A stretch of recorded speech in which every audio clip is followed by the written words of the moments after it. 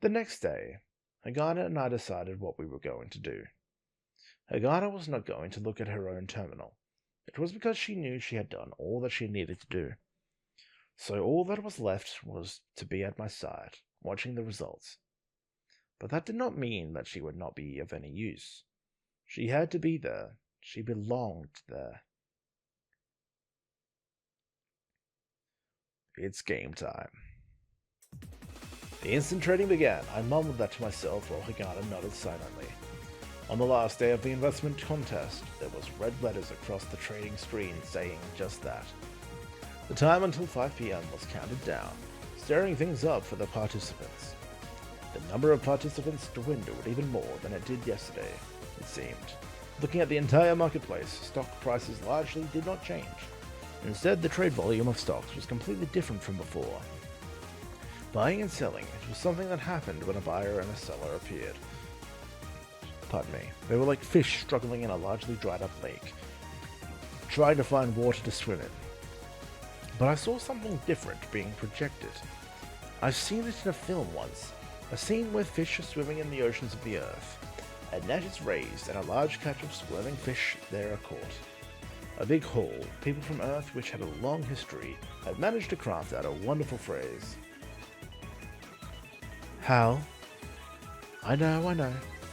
I just looked at the clusters of other stocks, but maybe she wasn't easy that I wasn't looking at the stock we decided on. But I had complete faith in the data Hagana had calculated. If the great majority of margin buying ended up failing for the most part, and without even looking at the price fluctuations, I'd know. Filled with that much self-confidence, there was serenity in my mind at that moment. Just need 90 million more, right? We have 270 million right now, so that total of capital we can put in is up to 780. It isn't a small amount, but it isn't a perfect either. If we started right off the bat, we'd be done for. Investing like a game of rock, paper, scissors, except it lets you cheat and show your hand up to everyone else. Even if you didn't know who to put on the order, the screen constantly displayed the number of orders completed and completed trades. If one watched the same stock patiently, it became very transparent which participants were involved and how much capital they throw in. When aiming for fraction of a percentage, you really could almost picture the face of your opponent as psychological warfare ramped up. Right now, the fish were squirming back and forth, especially on the last day of the contest, where there were people who couldn't reach the top ranks no matter how hard they tried. These people would most likely act irrationally in desperation. I had to wait until they tired themselves out.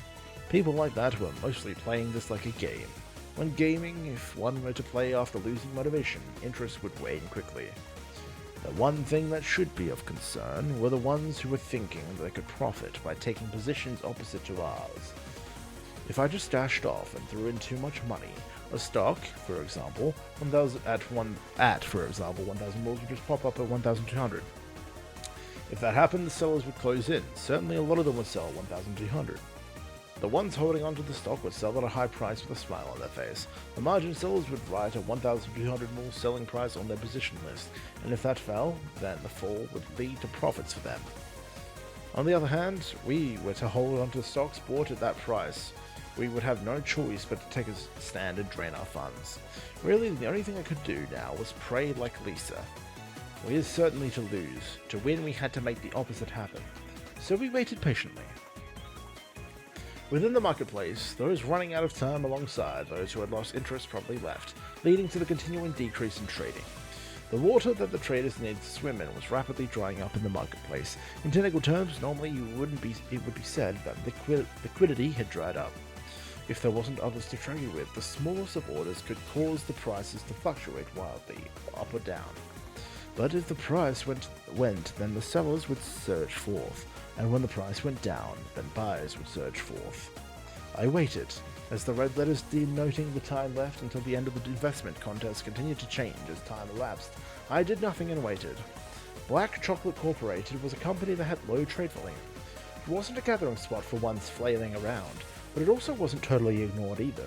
This was because of the large volume of margin buying involved with it. Was it from those who were still trading, or perhaps those who had already left the marketplace? Without knowing that, though you couldn't follow its trend, there was a feeling that any possible movement would be large. Given that atmosphere, it should have brought in more interest, yet it wasn't really well traded. I always made sure to close all positions 10 minutes before the markets closed. In the marketplace, the last 10 minutes was where the demons lurked. But right now, I instead had decided to become the demon.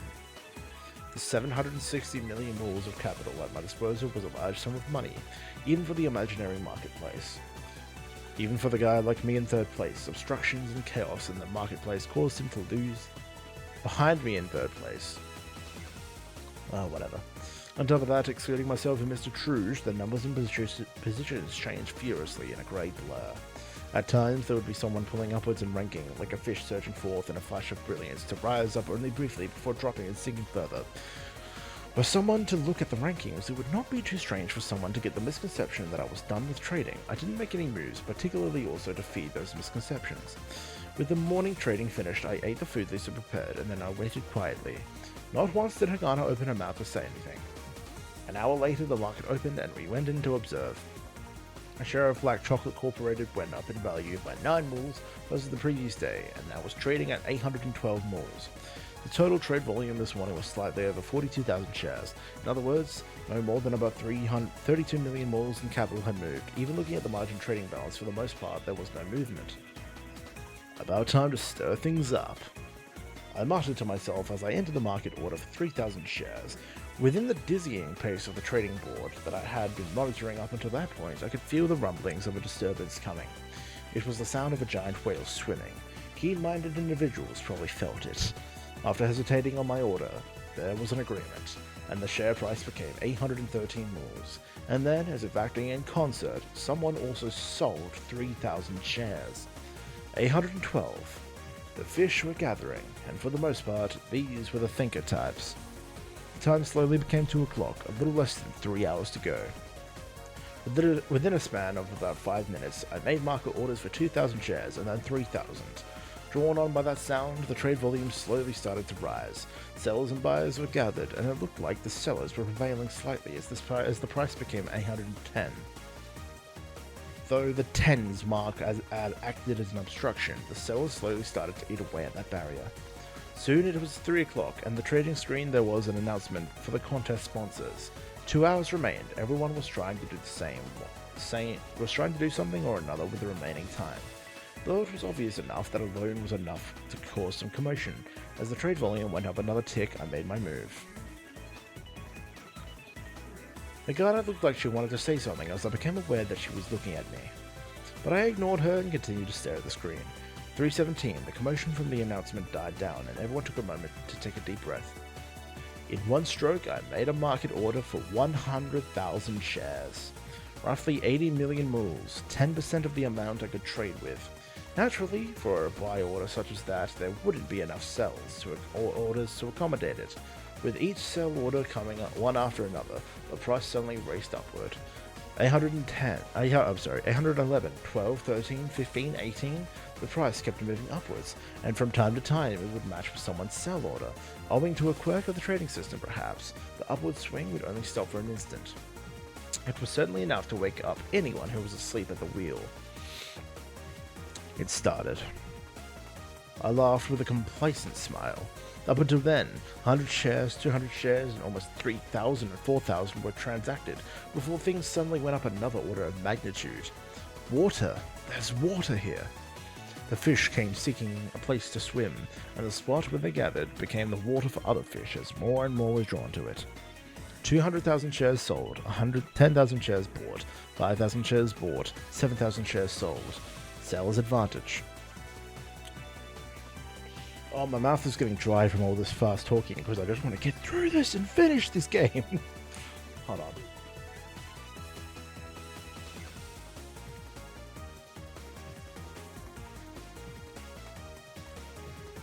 Oh my goodness. Nearly there, lads. Almost there. If you looked at the margin trading balance, it was proceeding naturally. If the price went up, margin buyers would come selling things off in a hurry. Before that happened, one would sell, hoping to sell and run at a high price. The people thinking they were numerous. and the ones scrambling to sell would continue to increase. 813, 11, 10, 10, 10, 09. I thought I heard the sound of Hagana curling her hands into fists, but maybe I was imagining things. The tens barrier was broken. 8, 7, 6, the price continued to fall. The push from the momentum brought along other traders who caught wind of it, and systematically they also came together. 804, 2, 800.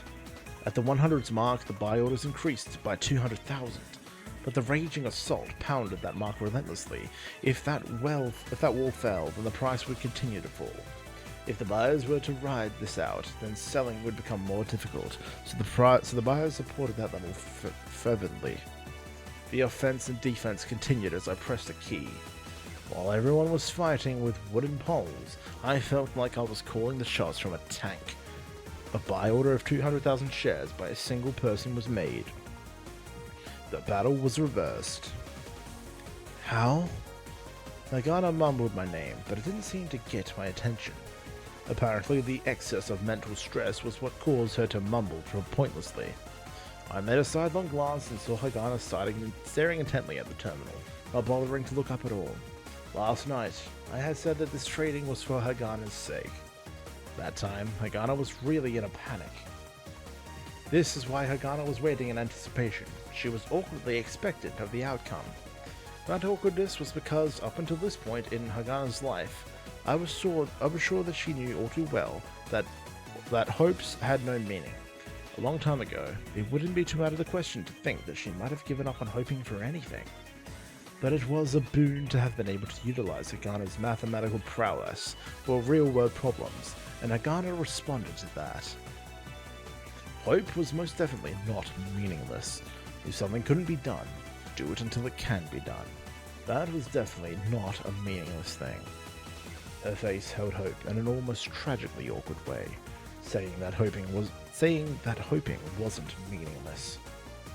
Margin buying has increased. Looks like it was as you had described it. The share price returned to 814, and it didn't go any higher because if it had increased any more, then sellers would come knocking, knowing that buyers also lay in wait for the price to go down before buying. Among traders, there must be those who made orders without fully understanding why.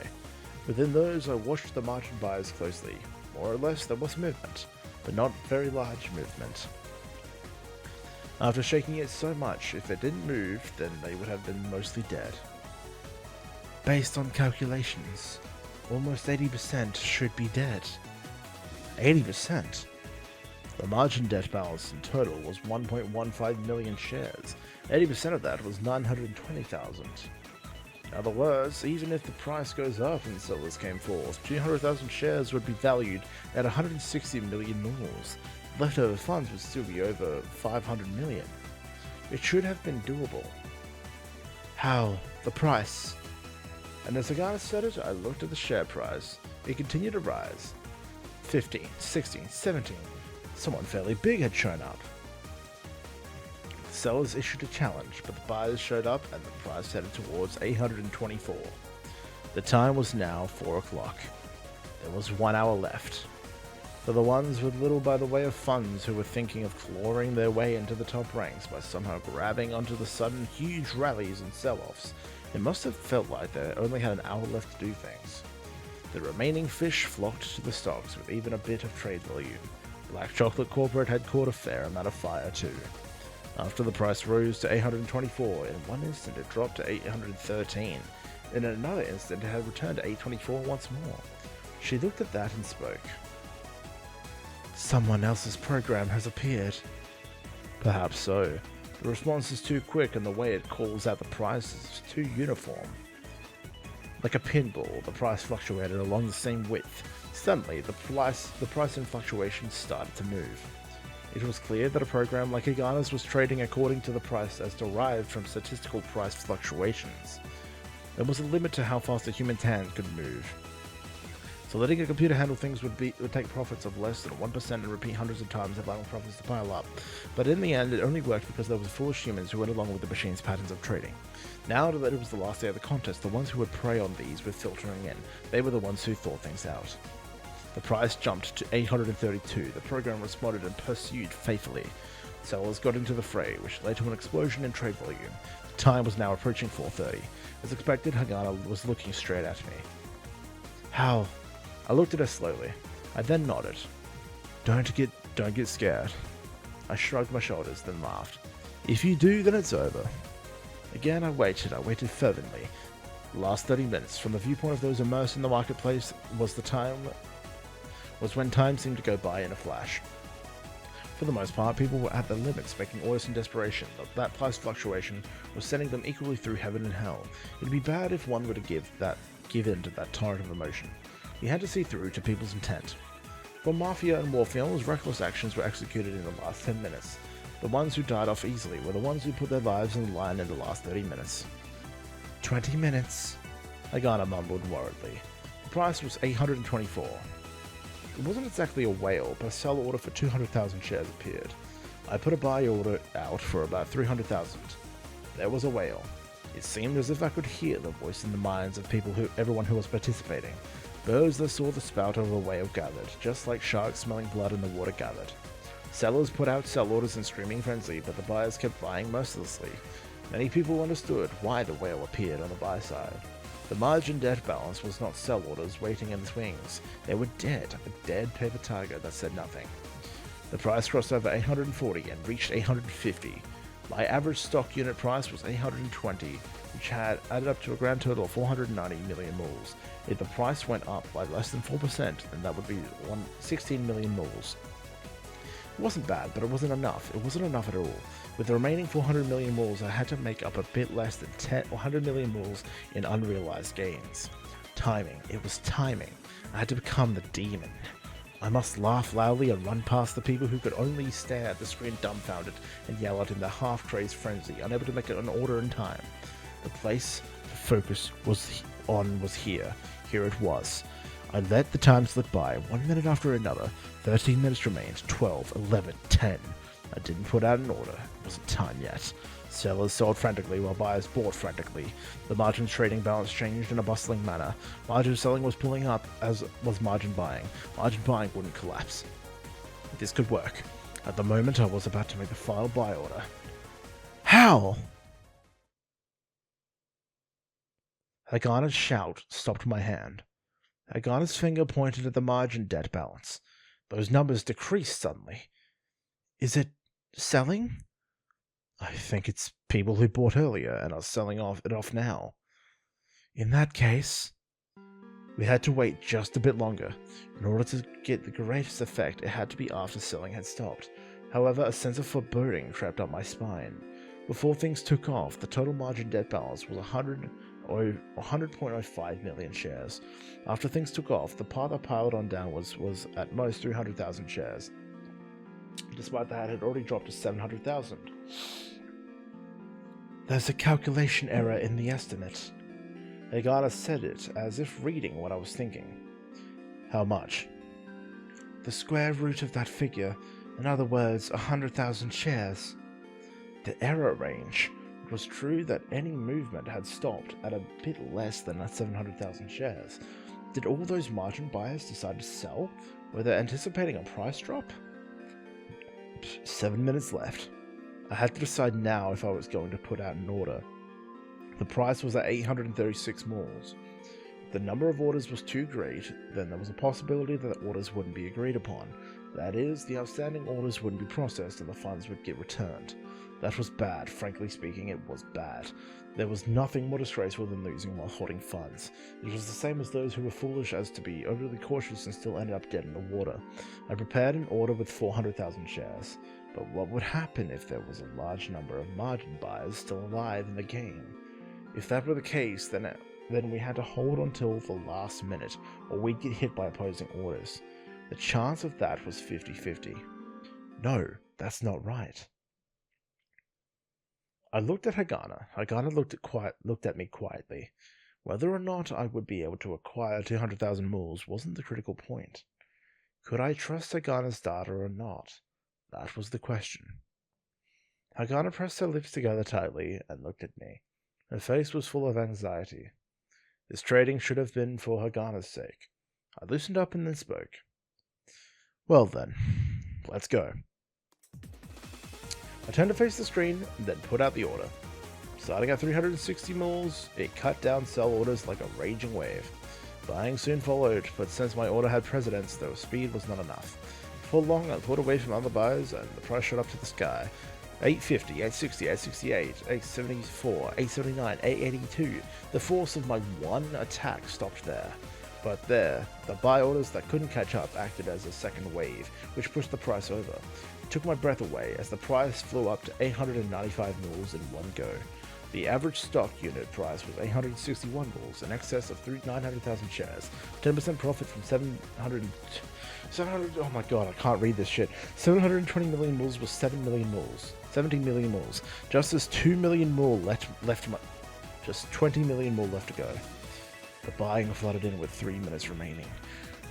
897, 898, 899, the hundreds barrier. And at that moment, when it was surpassed, a new door was being opened into the world. It was that moment, as I rated myself for that brilliance. Huh? As the buy order numbers inflated, things stopped. The situation before me was difficult for me to comprehend. Sell orders? What stopped the wave of buy orders was this.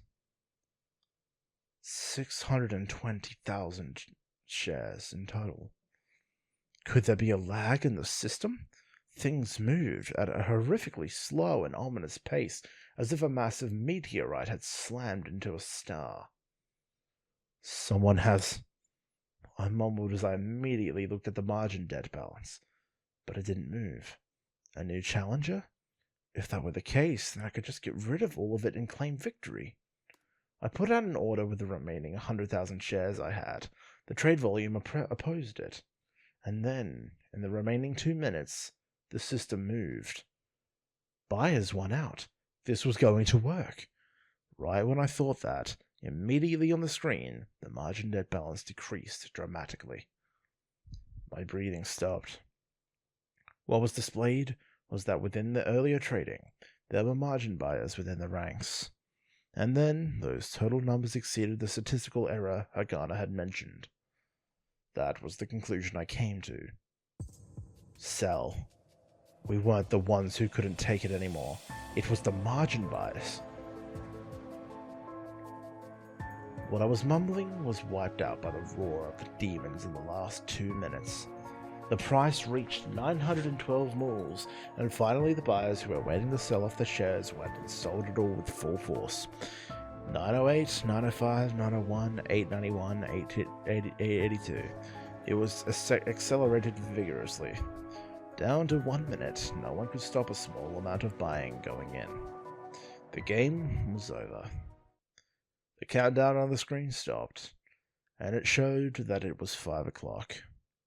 The price was 862 mils. My average stock price unit was, strangely enough, 862 mils.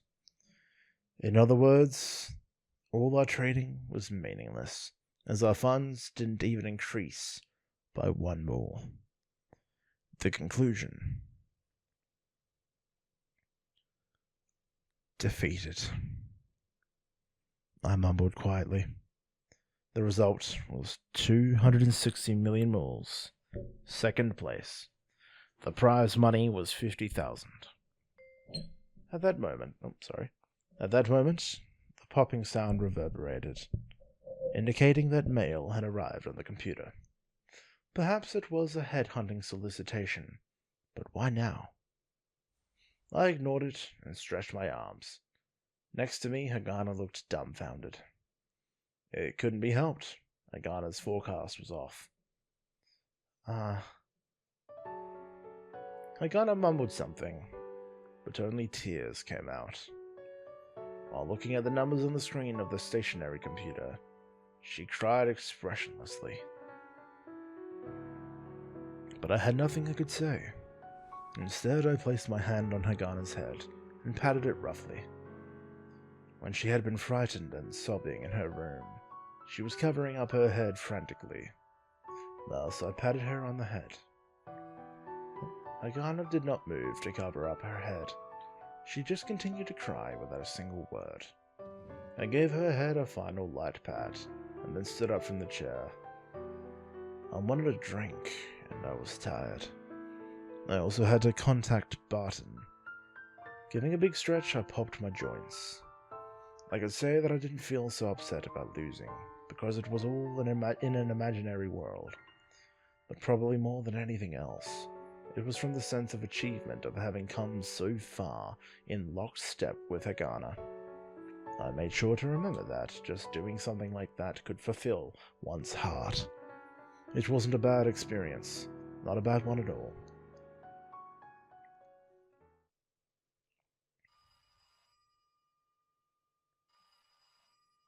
Even as the ding-dong chime rang indicating the arrival of new mail, I decided that was the time to use the bathroom, and then at that precise moment the phone on the wall started to ring.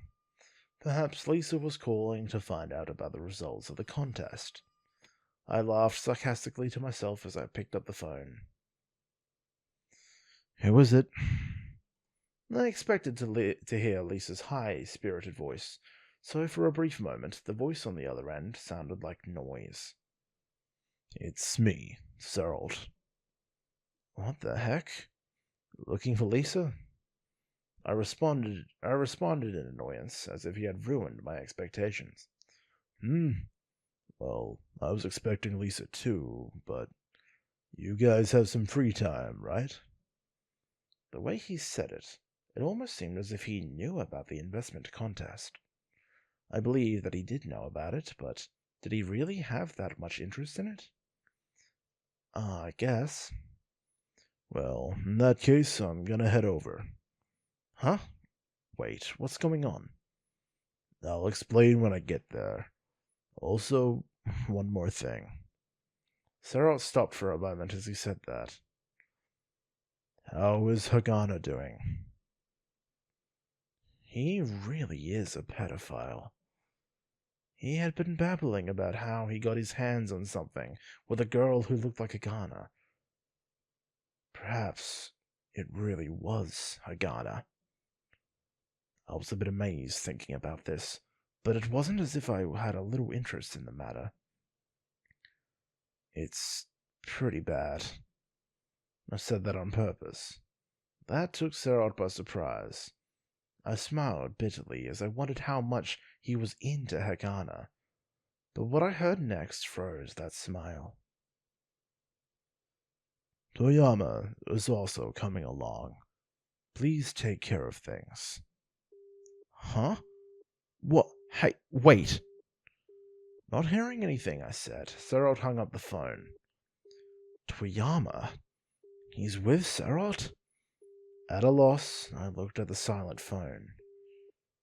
Maybe she had thought my conversation sounded strange.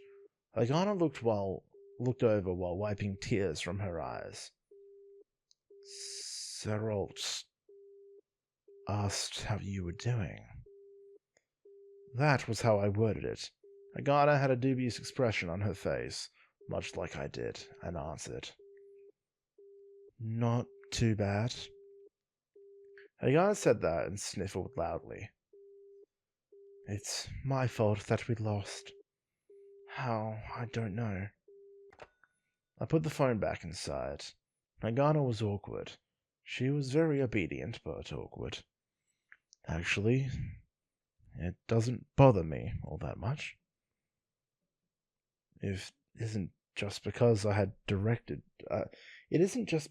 decided from the beginning that I would give all the prize money to you. It's something more simple than that. I was embarrassed and rubbed my nose as I spoke. Besides, wasn't it fun? Then I looked at Hagana. Hagana looked at me blankly, and then she started crying again. They didn't appear to be tears of disappointment, though. She smiled tearfully, so I knew those weren't tears of disappointment. Come on, how much more are you going to cry? I'm not crying. Hagana's smile disappeared as she said something absurd. I didn't feel like retorting and just shrugged my shoulders. Perhaps so, but we have guests coming. What are you going to do? Guests? Yeah. Are you going to shut yourself up in your room? Depends on who it is. Hagana answered bluntly. I hesitated for a moment, but I thought it would be bad for her to just hide. Seralt and... I don't want to see him. Toyama. At that last word, Hagana really stopped crying. Why? I don't know. On the phone, he didn't tell me why. The loan. We can pay it back, right? Easily. But it will be some time before the prize money is received. On the other hand, the interesting thing is that he was expecting Lisa, it seems. At those words, Hagana raised an eyebrow.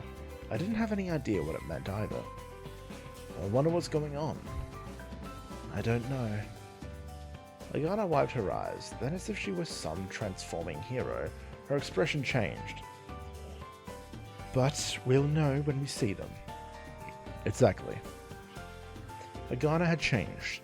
That was probably for the better.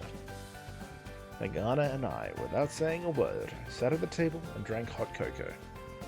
I didn't remember who initiated it, but until the intercom rang, my hand was on top of hers under the table. When I let go, it felt a bit lonely.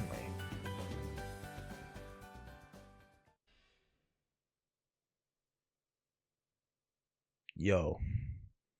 When I opened up the church door, Seralt's big face was right in front of me. And then, next to him, thin like a ghost with the only sign of life in his eyes, stood Toyama. When Toyama and Hagana stood face to face, neither of them looked upset. Toyama was no different from before, which meant Hagana was the one who had changed. Besides, it was more or less given that the loan could be repaid. Perhaps that understanding calmed her mind. So, what are you here for? Hagana and I sat side by side, while Toyama and Seralt sat on the opposite side. Toyama held something that looked like an attache case, while Seralt was empty-handed. You're not going to bring out some tea or something? Well, your shop is also self-serve, you know. That is true. Well, that's fine. There's something that needs to be discussed. Seralt looked at Toyama, who was next to him. I have already talked to Lisa about this, but, Toyama said. Hagana and I exchanged looks while Seralt scratched his head. Looks like she didn't talk to them about it. About what? Sorry about that. Toyama, if you will. Toyama nodded as if he was sighing. He opened the attache case under the chair, pulled out a bag, and placed it on the table. The overpacked bag had a utilitarian design, with its sturdiness perhaps being the only selling point. There's 150,000 moles in here. Huh? I want you to make money, as much as you can, with this amount. I couldn't imagine this being some kind of joke. However, I could only think of it as a joke as my eyes moved towards the bag Toyama took out. Toyama followed the movement of my eyes and opened the bag for me to see. When he turned it upside down, wrapped banknotes tumbled out. All of the bills looked well worn and were wrapped up with rubber bands. It was like a scene from a mafia movie, but this was reality. Without a doubt, that money was real. In times like this, I'm embarrassed by this money, but that's the nature of business. I hope you'll be understanding. No, wait, just a moment. What's with this money? It's not dirty money. I know it looks bad. This is the money I've managed to scrape together one way or another. That's not what I mean. Toyama didn't flinch at my words at all before speaking. Have you not both taken money from my clients and made it grow? Those sounded like threatening words to me, but I had no intention of standing down to Toyama, and perhaps that was the fault of my determination. What, something wrong with that? No, that's also a big help to me, Toyama said. I more or less understand whether or not my clients will pay back their loans. Thus, through the grapevine, I heard about your exploits and wanted to support you both wholeheartedly. So you've decided you're going to join up with the dregs? At my words, Toyama laughed feebly. My philosophy is that I will loan out money even to those who I don't foresee being able to pay it off. So as long as I can trust them, but I won't gamble. That is what I've decided. Stocks aren't about gambling. My apologies. I didn't intend to speak ill about it, but whether or not you two are able to grow the funds that you've gathered, is that not gambling? I could hear that it was just a play on words, but it wasn't as if I didn't understand. In the beginning, in the case of Chris's parents, they wouldn't have come by to entrust Agana with their savings if they didn't know about her. So, since you hate gambling and all, why'd you come all this way with all that money then? I'll have him do the explaining. Toyama said that and looked at Serald. Right, Serald was here. Why was Serald here anyway? You need me to do it? Please. Toyama looked as if his energy was completely sapped as he spoke. Serald sighed and leaned forward on the table. You've heard about Lisa's death, right? Yeah? That there was just a rumor. For someone as straight-laced as Lisa, she wouldn't have allowed that debt to persist. I figured something was up, so I did some researching. And then, suddenly, all the people around here started feeling the strain from debt, right? I thought that was kind of strange, so I called up old man Toyama here and we talked about it. He said that all in one breath. Old man Toyama here is also in a bind. About that, I held back the words already know as Saral's massive noggin moved closer. So, do you know about the guys behind the scenes as well? Behind the scenes? In the beginning, I thought I was just a simple debt collector. It was true that the nice guy who funded Toyama had died from disease, and the relatives of his back on Earth had sold that debt off to someone else. Maybe those guys living on Earth didn't think that they could collect debts from anyone on the moon on their own. The age of the orbital elevator was nothing to sneeze at, and if nothing else, the moon was famed for overflowing with the money of the deceased. If that were the case, there was nothing weird about selling it off to someone in the business. But in that case, what's the problem? Well, the moon is a place to make money after all. There are a lot of guys going out there who are even sketchier than the ones you'd find back on Earth.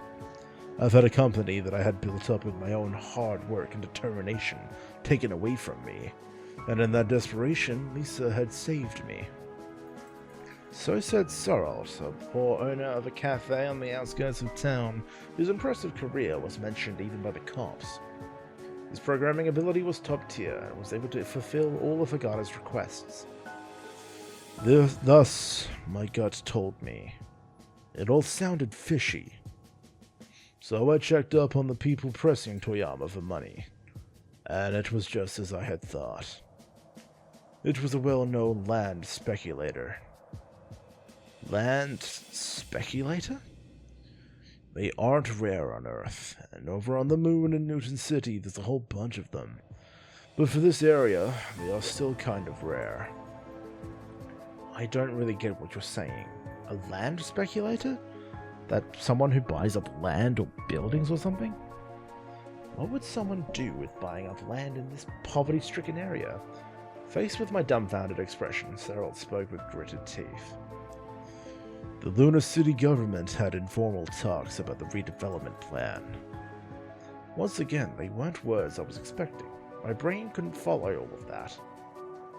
On the lunar surface, there's development right now on a new city, and for the sake of maintaining dominance as the foremost city at the center of the moon, redevelopment is a necessity and such. Well, in short, they want to take this decrepit place and make it shine, so that they won't be beaten by any new city. Naturally, there are a lot of interests tangled up in all this. But in that case, these debts have nothing to do with it. The rights to the land and property. Toyama spoke. Huh? The lunar surface is the frontier. Thus, there is a need for laws to be in place. This is the most important of vested interests for a developer.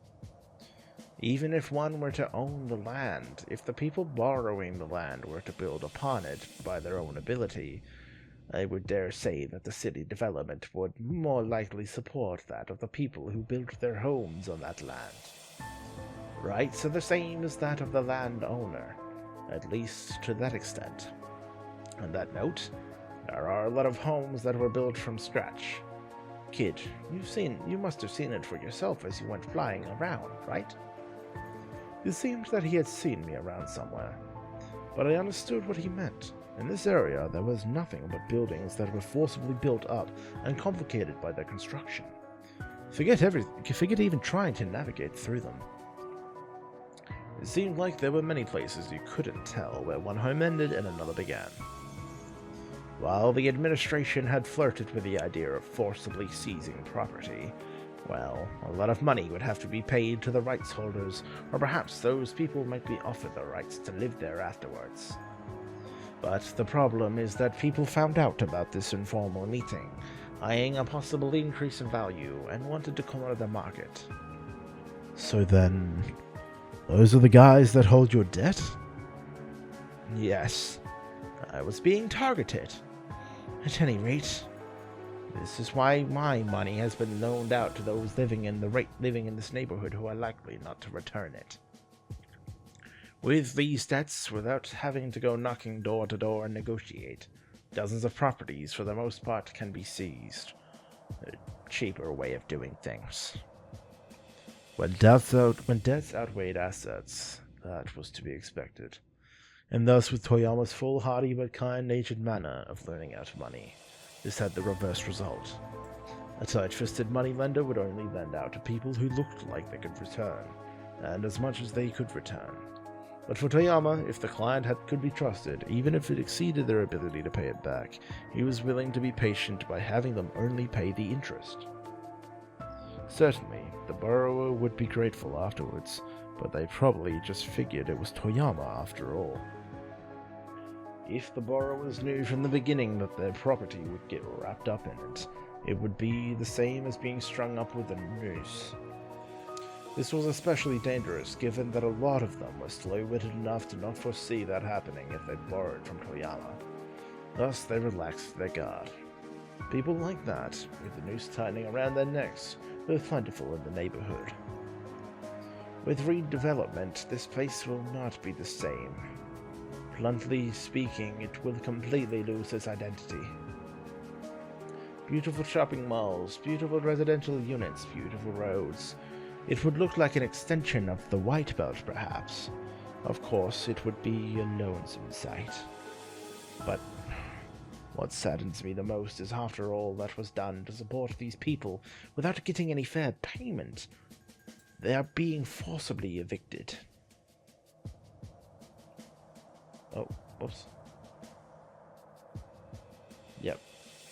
I understood Toyama's exhaustion. Due to his well-meant loans, the nooses around the necks of those burdened by debt tightened. And then, due to how things were managed, when asked to pay back the funding, Toyama was unable to do so. They say the road to hell is paved with good intentions. The perfect example of that statement was right in front of me. If we can hold out until the decision on redevelopment happens, There won't be problems, as the administration will then get on board with negotiations.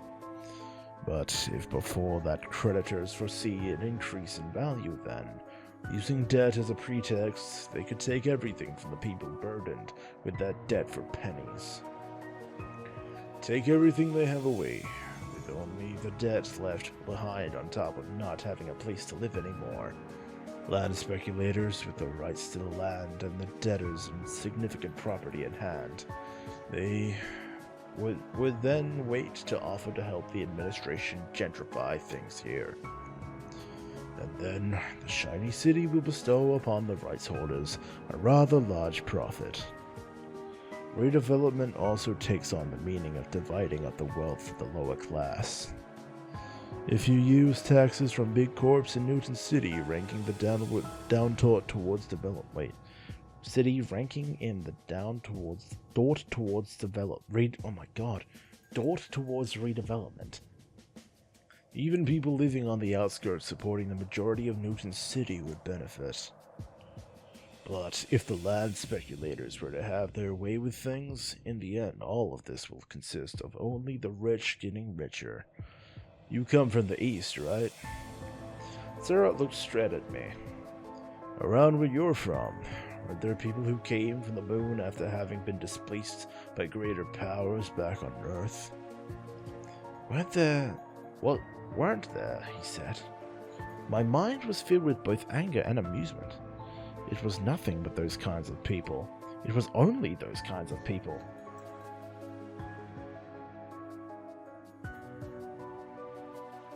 Lisa is no exception either. So, it isn't right for this to happen again. This is the moon, the frontier. Those who exert effort must be rewarded. Sarah leaned forward as he said that. The atmosphere was no longer the same as that of his dull attempts to show off. Sarah had once come from Earth and pursued success on the moon. And the merciless power of the city took everything away from him. My glance moved from Sarah to the bag that Toyama had brought in. Dirty banknotes had fallen out of that bag. Those dirty banknotes were carefully folded up by respectful people. You have the funds gathered from others. That and this 150,000 moles. If I have 800,000 moles gathered together, the seed money can be paid back. In doing so, the people here in this town will be able to keep hold of what they have. The people who've endured Earth and come here to endure this will finally be rewarded. Toyama spoke with a feather. Beyond their actual appearance, the banknotes in front of me overwhelmed me with what they represented. The money at our disposal was 500,000 moles. Adding 150,000 moles to that puts us at 650. If it was less than 30% to get 800,000 moles. Numerically, it isn't impossible, I believe. I should say that I understand the money that you've gathered from others is everything they have. Thus, were you near 800,000 moles, it wouldn't be enough. Living expenses.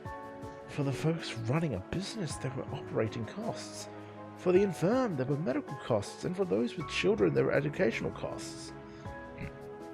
The ones wanting to collect on these debts are approaching in force, but I think we should be able to hold out for a month. I wish for you to grow those funds. 40%, or maybe at least 50%? I looked at Agana, and she pursed her lips as she looked at the banknotes on the table. It's possible that she saw in it the irrationality of society. What's the deadline? I asked a much more important question. Agana's pale complexion stiffened. Nearby, Sarah also looked downcast. I had a bad feeling about this. In the beginning, I am intending on holding off the assault of the people pursuing me to pay back the seed money. Saying that, he picked up a piece of paper from the attaché case. Seemed old-fashioned in an era where electronic agreements were the norm, but perhaps that's why it carried such a strong air of intimidation. It was written in a business-like style with a government endorsement on it. If involved in repeated debt defaults, immediate repayment is requested. The individual who loaned me that money really was an easygoing person. If you can help others with 800,000 bulls, then just say the word and I'll loan it to you at once. And no matter how many times the repayment period is exceeded, I'd write up a new contract with updated terms. But the history remained. Before long, I was a no-good debtor. But, due to that fact, in front of the courts, I would have no choice but to present this certified document. In other words, if repayment is not made within the span of a week, my assets will be seized. The assets in Toyama's possession include just about the entirety of the townspeople's debts. In an instant, the person holding the ropes around the people's necks will change from the kind-hearted Toyama to a money-monger. 1 week? In 1 week? Why didn't you say that earlier? If that were the case, it would have been postponed to the investment contest. I stopped in mid-sentence as I remembered Cyril's words. When this conversation first started, he had said that it appeared that Lisa hadn't talked to us about it yet. Lisa knew about it. She knew about it all along. Don't blame Lisa for this. Cyril said that right off the bat. We talked to Lisa about it repeatedly. Things would be bad if we waited too long, and that things could not be undone if someone didn't act. But Lisa stubbornly wouldn't agree to that. She said that if I were to go to you and Hagana to talk about it, then she'd get really mad. Why? I don't get it at all. You two really were in a trance, right? Cyril's pained expression pierced my chest. I thought back to the time I had spent together with Hagana. That was, without a doubt, a warm and wonderful time. Lisa is that kind of person. She can't be influenced by things. Instead, she cares more about the connections between people. With the exception of books, probably, but I think she's probably going to sell those books. What? She's that kind of person. Even if she no longer had a place to live, clothes to wear, or things to eat, she can still find a way to continue to live in happiness. She really believes that. Lisa said that it was after many friends and family lost everything in a conflict zone that she walked that narrow path and managed to reach the moon. Is there not something that we can do? We can give up money, but we can't give up those crossed paths, she would say. Lisa didn't want to get in the way of you two. There was nothing I could say. I didn't have any words that were ready to go. Good intentions. This was a good intention. Paved with good intentions, this road led to hell. That is why we waited up until now. It is tearing me up inside. You can see that in Toyama. Toyama, who looked like a zombie before, was now completely a mummy. It wasn't just Toyama's own assets. He was burdened with the fate of others. But with 1 week, you two should be able to do something, right? At the very least. That is what Sarald said. This was a much more reasonable way to go, rather than for us to go to a casino. Given the situation, they were willing to go that direction. True, it wasn't impossible. Still, the virtual marketplace of the investment contest was one thing, but being able to make up a 50% profit in 1 week on the actual market? Of course, theoretically, it wasn't impossible. It wasn't out of the question to hit the 50% mark in a single day. However, 650,000 moles in total funds was an unwieldy amount. Worse than that, were we to fail, it wouldn't just be our failure. But I couldn't choose to not do it. No matter what, that wasn't possible. Will you take up this task? I opened my mouth. However, no words came out. No way that they would. This was a serious discussion, not a comfortable situation where it wouldn't be held against us if we lost. We hadn't gathered simple, naive hopes from these people with nowhere else to turn. It was a far more serious act of resistance against the continued irrational system brought from Earth. There's no one to turn to other than the two of you. Please. Toyama placed his hands on the table and lowered his head. Japanese style. Perhaps he had researched that I was a child of Japanese immigrants. Even then, I couldn't bring up the courage. But just then, something warm was placed on top of my hand. It sent a shock through me as I looked to my side. It couldn't have been anyone else. Hagana. Hagana glared at me firmly with those energy-filled, deep black eyes of hers. How said it to me. And then her lips moved, and she said it precisely. It's not whether or not it can be done. I squeezed Hagana's hand.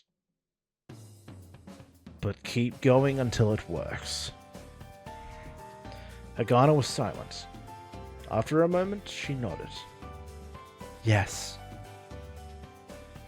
So, I tried desperately not to tear up, for fear of Toyama raising his head and catching me, so I doubled my effort to keep a stoic face as I spoke. We better be properly compensated for all of this. Toyama's exhausted face managed to smile. I'll throw in a generous amount of interest. And with that, all of us were now in the same boat.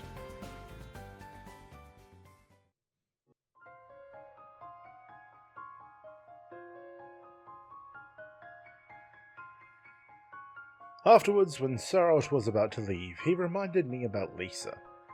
But I had no intention of blaming Lisa for this. Same with Hagana. That was why, in case Lisa was waiting outside for us to finish talking and came home with an innocent look on her face, Hagana and I wouldn't say anything in particular. The cash Toyama had brought was still here, so what happened here was obvious. But while we ate dinner, as we always did, I would report that we had lost at the investment contest. Lisa would smile and say, "That's too bad." I would take out the 50,000 moles in prize money.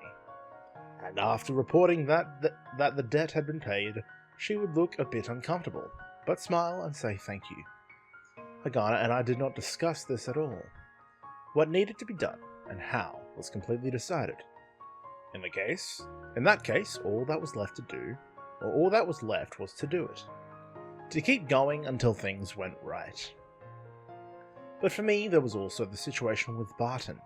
Hidden from Hagana, I stealthily looked over mail from Barton, and my eyes darted over the contents.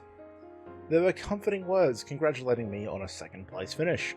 Moreover, there were words praising the rather impressive judgment in each successive trade regardless of the result. After that, there were words confirming what we'd discussed before. I hesitated for a brief moment before I wrote a response in one stroke. I certainly want to take you up on that offer, but I'd just like a bit more time. Barton's reply came swiftly. Was there a problem? I reported that there was a problem that I had to resolve at all costs. His response was received about 2 minutes later. In proportion to the time, it was perhaps the shortest response thus far. More than happy to assist at any time. Thank you very much, I responded with sincerity to those words. I'm glad, I'm expecting like a heel turn bad sort of twist from one of these characters to come on, but everyone is actually like a decent human. Even Barton. Like, everyone here is at least a decent person, and I'm expecting like a bad guy twist to ruin everything. Like, it'd still easily happen, but I'm not sure. From the next day on, it was the second coming of the investment contest, but the stakes were different. On top of that, this time around, things were more complex, and the program would be used in the actual marketplace, where it hadn't yet been tested. Mistakes wouldn't be forgiven. Indecision also wouldn't be forgiven. A 50% profit in a week was an insane level of performance. If leverage from margin trading was to be utilized, the hurdle would be reduced to 17%. But I didn't want to go through with 3 times the mental strain. The amount of capital was also something that couldn't be disregarded. "Will this work out?" Agana asked in a genuine manner. There was no other choice. Besides, while opening the margin trading screen, I spoke. "We've got leverage here too." "Huh?" "Well, you are here, aren't you?" I forced out a laugh, and Hagana pouted and turned away. Despite having no expression, her face was red and her lips showed her displeasure. Hagana and I immersed ourselves in trading. Lisa went about her usual business and supported us in a variety of ways. However, she did say that at least we should sleep separately. It seemed she'd caught on. While Hagana did respond tentatively, in the end, after working in my room, she fell asleep at the desk from fatigue, and I ended up carrying her to bed. She did open her eyes at one point when I picked her up, but she relaxed and did nothing. While I thought about just telling her to move herself, her self-indulgence was way too cute and I couldn't get myself to say it. Along with the expression in her eyes, she was like a pedigree cat off its guard. It's cute. These two are like, you know what? We may as well just be a couple. It's like, whatever. Like, we're already this close. Just may as well. Like, they just, nothing's been made official. They're just like, yeah, whatever. Hagana and I did the best that we could. After hearing about our exploits, the people who were burdened by debt would come by with all sorts of provisions. Even Chris's father volunteered to be a night watchman, figuring that those money mongers may try to do something while we slept. Day by day, we piled up those profits. Real trading was ruthlessly complex. Due to spending so much time with the investment contest, the program's accuracy was exceptionally off. But even then, Hagana updated it in real time, and Seralt acted as backup, so I was able to go all out and chase after that alpha. Separately, they were very weak, but that 0.1% each time, piled it up 1,000 times, it became 100%. For satellite probes heading into outer space, its propulsion came from the spewing of small ions. The people who dealt with the hardships and tribulations of irrationality of society, the alchemists of the lunar surface, were siphoning money away from their precious assets, almost like some sort of Robin Hood. With the size of the funds tripled through leverage, and with Hagana's support, we rushed through the battlefield. Extracting profits also brought about losses. Cutting down your foe would lead to yourself being cut down. As we were burdened with something amazing while fighting, people trading on the other side of the screen fought with real money of their own as well. I wondered whether wishing for our own success was like wishing for the failure of another me and another Hagana on the other side of the screen. That wasn't some complete delusion. It was plenty plausible. But we had to go through with this. We had to continue desperately. But reality was lumbering and slow. It was the 5th day since we started trading. Saturday evening. Monday was the day Toyama needed to pay back the loan. With Sunday in between, there was only 1 day left. Total assets were at 720,000 moors. Only a 10% increase. On top of that, I was putting all of my available funds in use.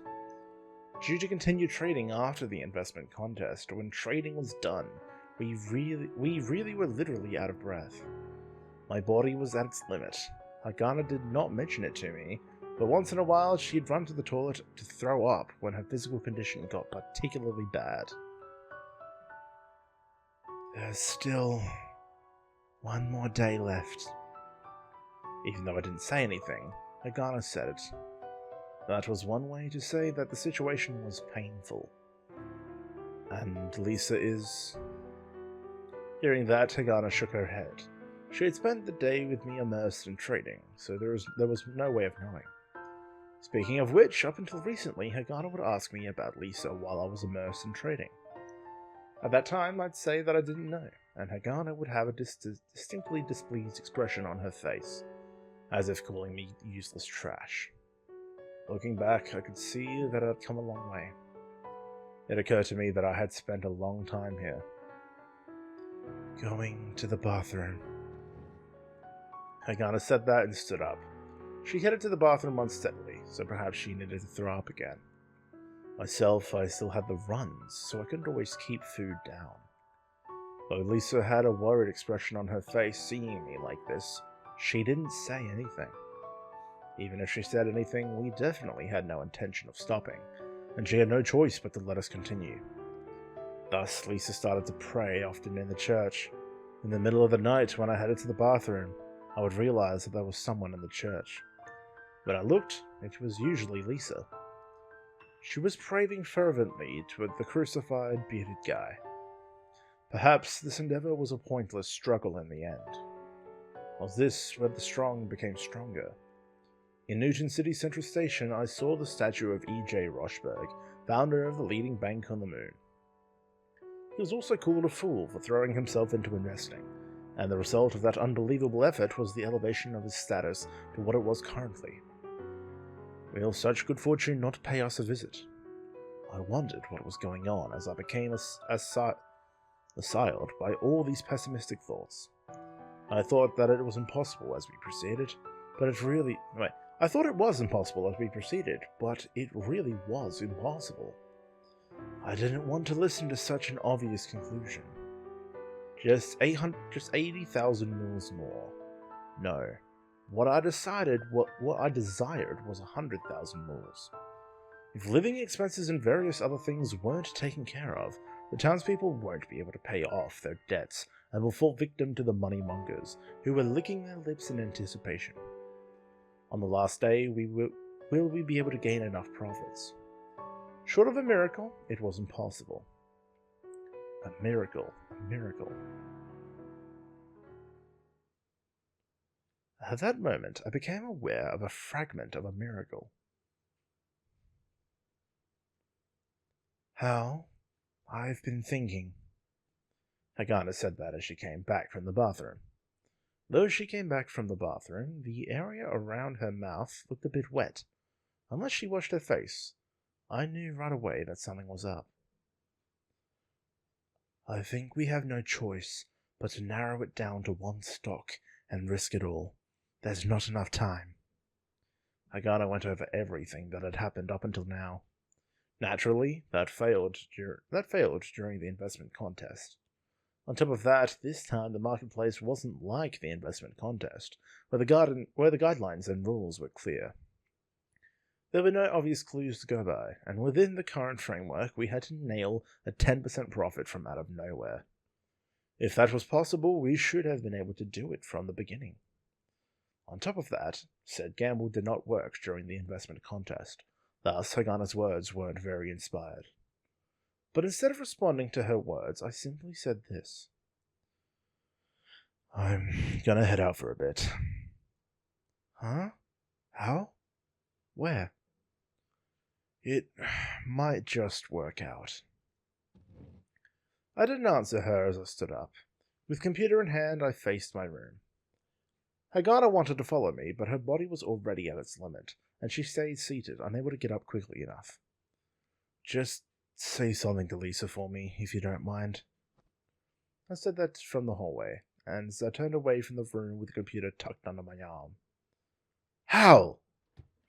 I heard Hagana's voice, but I ignored it as I ran up the stairs to the second floor, then heading towards the 3rd floor and outside. Outside, twilight was falling. The real action was about to happen in Newton City. I opened the computer and sent a mail off to Barton. "Can you meet up?" Immediately, a response came. "Certainly I can. Let's meet at the Royal Central Hotel." I closed the computer and tossed it in my bag. And then, mustering what little strength I had, I ran at full tilt through the night-filled town.